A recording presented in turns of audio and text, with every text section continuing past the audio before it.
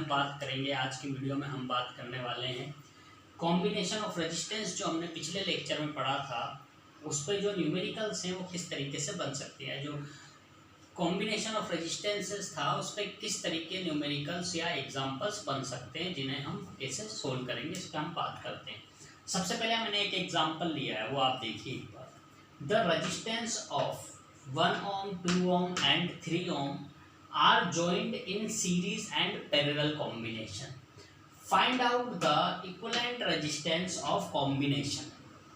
किसी कॉम्बिनेशन में अपन ने सीरीज और पैरेलल दोनों में ही 1 ohm, 2 ohm और 3 ohm के रेजिस्टेंसेस को जोड़ दिया है।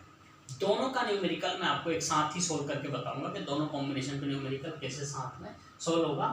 1 ohm, 2 ohm और 3 ohm को अपन ने सबसे पहले जोड़ा किसमें, सीरीज कॉम्बिनेशन में, और उसके बाद जोड़ दिया पैरेलल कॉम्बिनेशन में। तो हमें ये निकालना है कि इसका इक्विवेलेंट रेजिस्टेंस क्या होगा। देखते हैं हम इसका सॉल्यूशन किस तरीके से हो सकता है।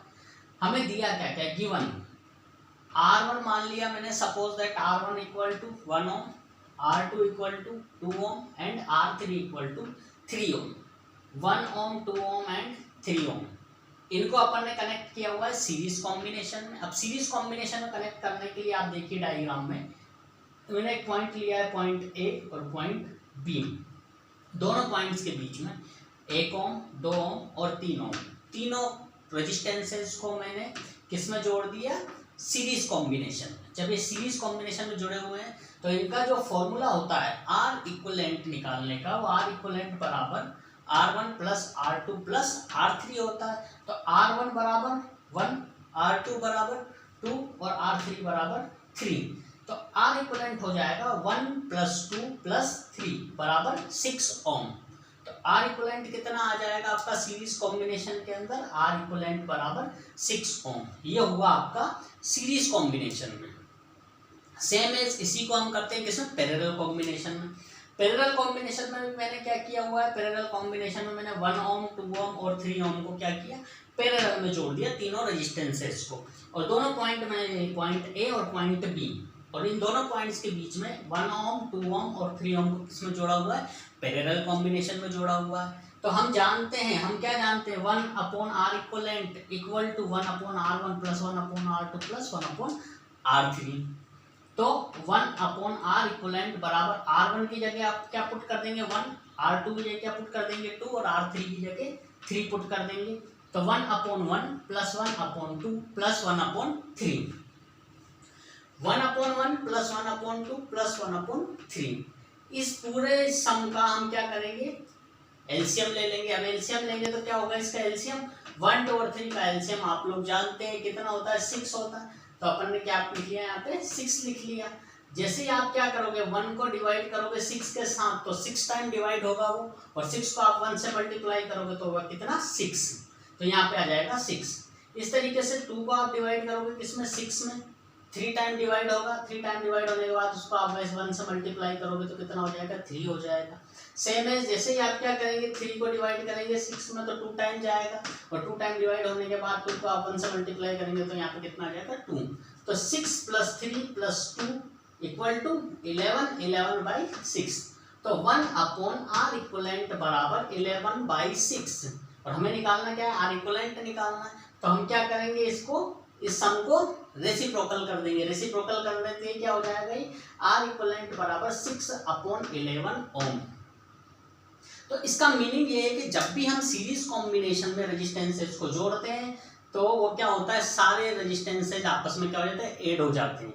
इसका मतलब क्या है, मैक्सिमम कॉम्बिनेशन बनता है। मैक्सिमम रेजिस्टेंस बनता है किसमें, सीरीज कॉम्बिनेशन में, और मिनिमम रेजिस्टेंस बनता है किसमें, पैरेलल कॉम्बिनेशन में। इसके बाद हम बात करते हैं दूसरा एग्जाम्पल। दूसरा एग्जाम्पल जो है वो मिक्स्ड कॉम्बिनेशन पे। Mixed combination meaning series plus parallel, series combination भी होगा और पैरेलल कॉम्बिनेशन भी होगा, दोनों साथ साथ होंगे। देखिए आप numerical, determine the equivalent resistance between the following circuit point A and B.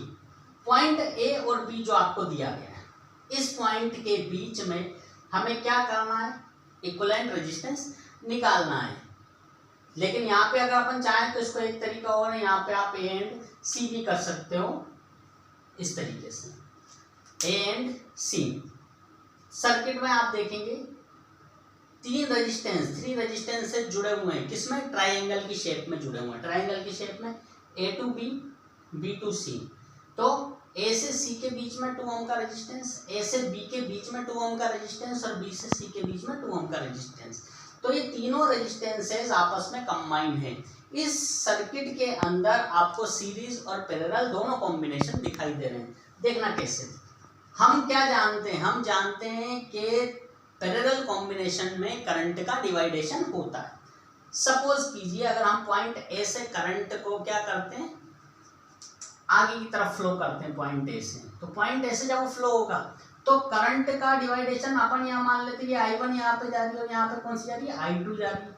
Same current तो जाएगी नहीं, तो यहाँ पे क्या हो गया, करंट का डिवाइडेशन हो गया। करंट का डिवाइडेशन मीनिंग यहाँ पे और यहाँ पे करंट का डिवाइडेशन हो रहा है। इसका मीनिंग है कि ये दोनों जो हैं, ये आपके दोनों रेजिस्टेंसेस कौन से कॉम्बिनेशन में आ जाएंगे, पैरेलल कॉम्बिनेशन में दोनों आ जाएंगे। अब आप यहाँ से पहुंच गए ए से सी तक, ए से जब आप सी तक पहुंचे तो क्या था, वहां पे 2 ओम का रेजिस्टेंस आपको बीच में मिला। तो हमने ए से सी तक पहुंचने में क्या करा, 2 ओम का रेजिस्टेंस बना दिया ये। उसी तरीके से हमें वापस से दूसरे रास्ते से पहुंचना है, ए से कहाँ तक, सी तक। तो आप सबसे पहले ए से कहाँ तक जाएंगे, बी तक जाएंगे। तो आप ए से कहाँ तक पहुंचे, बी तक पहुंचे। ए से बी तक पहुंचे तो आपकी कौन सी करंट थी, यहाँ पे I2 थी। तो ए से आप बी तक पहुंचे तो आपको क्या मिला, 2 ओम का रेजिस्टेंस। और जैसे ही आप बी से सी तक जाएंगे तो आपको क्या मिलेगा, 2 ओम का रेजिस्टेंस। इन दोनों का कॉम्बिनेशन, ये जो दोनों रेजिस्टेंसेस है इनका कॉम्बिनेशन कौन सा है, सीरीज कॉम्बिनेशन है। और सीरीज कॉम्बिनेशन में आप जानते क्या है कि दोनों को हम क्या करते हैं, ऐड कर देते हैं। तो 2 + 2 कितना हो जाएगा, 4 ओम हो जाएगा। तो ए टू सी जो अपर वाला पार्ट है, अपर वाले पार्ट के लिए हमारे पास रेजिस्टेंस कितना हो गया, 2 ओम हो गया। और ए टू सी जो लोअर पार्ट है, उस लोअर पार्ट के लिए 2 ओम + 2 ओम, तो कितना हो जाएगा, 4 ओम हो जाएगा। तो हम क्या जानते हैं कि पैरेलल, अब ये दोनों जो हैं ये आपस में कौन सा कॉम्बिनेशन में दिख रहे हैं, ये दोनों दिख रहे हैं पैरेलल कॉम्बिनेशन में। तो पैरेलल कॉम्बिनेशन के अंदर अगर आप बात करेंगे तो ए टू सी = 2 ओम और ए टू सी लोअर पार्ट में हो जाएगा 4 ओम। और फॉर्मूला क्या होता है, 1/R इक्वलेंट = 1/R1 + 1/R2। तो 1/R1 की जगह 2 पुट कर देते हैं और 1/R2 की जगह 4 पुट कर देते हैं। तो 1/2 + 1/4, दोनों का एलसीएम लेंगे अपन, तो दोनों का एलसीएम कितना हो जाएगा, 4 हो जाएगा। जैसे ही आप 2 का 4 में डिवाइड करेंगे तो 2 टाइम्स जाएगा। 2 को आप मल्टीप्लाई करेंगे 1 के साथ तो कितना आ जाएगा, 2 आ जाएगा। और 4 को 4 में डिवाइड करेंगे तो 1 टाइम जाएगा। तो 1 × 1 कितना हो जाएगा, 1। 2 + 1 = 3। तो क्या हो जाएगा, 1/R इक्वलेंट = 3/4। जैसे ही आप 1/R इक्वलेंट = 3/4 लिखेंगे, इसका रेसिप्रोकल करेंगे तो R इक्वलेंट बराबर हो जाएगा 4/3 ओम। ये था आपका मिक्स्ड कॉम्बिनेशन। तो कॉम्बिनेशन ऑफ रेजिस्टेंसेस पे इस तरीके के न्यूमेरिकल्स बनते हैं। तो इस पर अपन आगे और डिस्कस करेंगे। आप देखिए, इनमें कहीं भी डाउट होता है तो आप पूछ लें।